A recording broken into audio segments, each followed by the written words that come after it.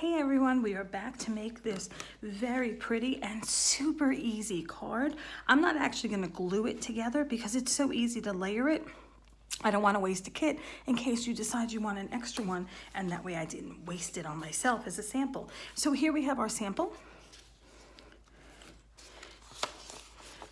This is so simple, trust me. So you've got your card base.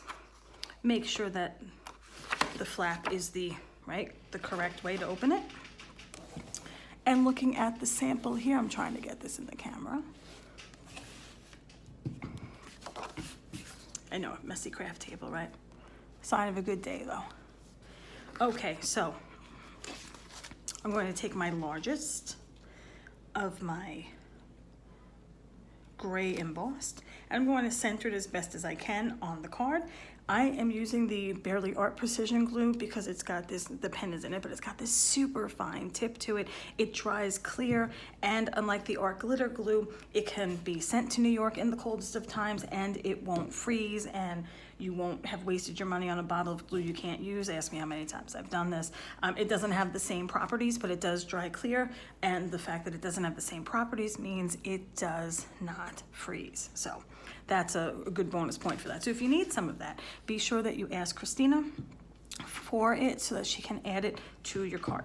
All right, so then take your pearlized paper. I love using pearlized paper, right? It's white, but it really elevates the card, doesn't it? Center it, so you're gonna glue on the back, center.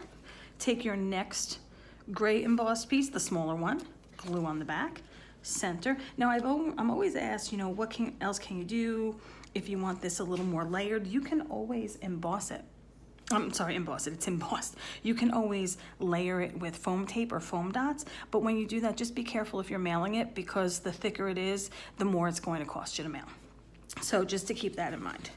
Now you're going to take your pretty white die cut, and again, be sure the pearlized side is facing up, and you're going to glue that down. Now when you glue it down, you have your glue here, and you can put some spots strategically if you want to, or you can just glue the middle.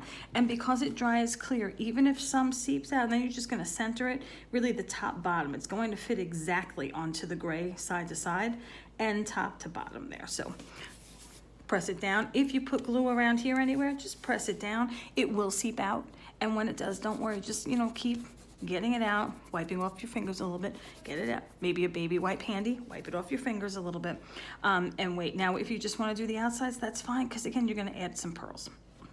But you'll see here, I glued it down on the sides, and you can't see the glue because again, it dries clear.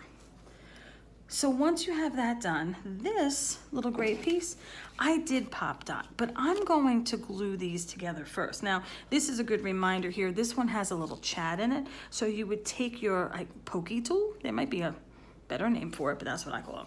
And I would just take out any chads that were still left in these die cuts. I'm going to strategically place my glue on some of these stars here. Now, the good part about using the liquid glue as opposed to a dry adhesive like a Tombow or a tape runner is that if you don't get it quite right the first time where you put it down, you can always move it around and adjust it a little bit. Yes, you're gonna see some glue, but it's gonna dry clear, but also you get to move it. It's not a one-shot deal. So that's really the good part about liquid adhesive. I'm such a fan of it. I'm even using it on my scrapbook pages these days. Once this is dry enough, I'm going to actually add some foam dots on this. Now, you can do it however you want. I did mine so that it's sort of rectangular-ish, and that's the way I turned it. You can turn it whatever way you want. I did put a little foam dot behind it, just to give it a little something, but you don't have to. And then you've got your, what I call my gem picker-upper thingy. I'm sure there's a technical name for this too, but again, I don't know it. This one needs to be sharpened. It's just a simple pencil sharpener. You may have one by Cricut in your stash. You may have one by any of the other companies. If you don't, ask Christina if she has any of these, and definitely add them to your next cart with the glue, because these are key. What you will do is you will lay out your pearls so that they're pearl side up, back down, a little bit at a time, and you see where I have them here. So a little bit at a time, just 1, 2, 3, maybe 4 of them is what I do. Then you press down on the pearl, not hard, just enough that it's touching, lift it up. Now sometimes they fall off, so do it again, just a little harder, but if you press, it's not gonna work. And then you just pop it on, leave it for a second, it'll come right off, and continue that way. So as you see here, anywhere we have these little star bursty kind of things is where I put a pearl.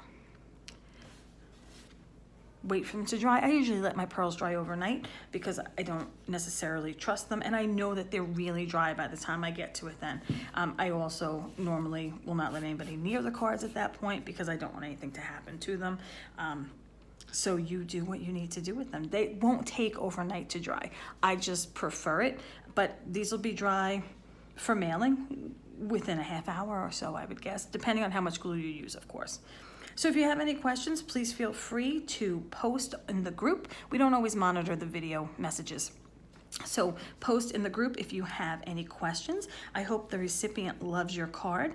Thanks for taking the class, and I hope that we'll see you in a class again soon.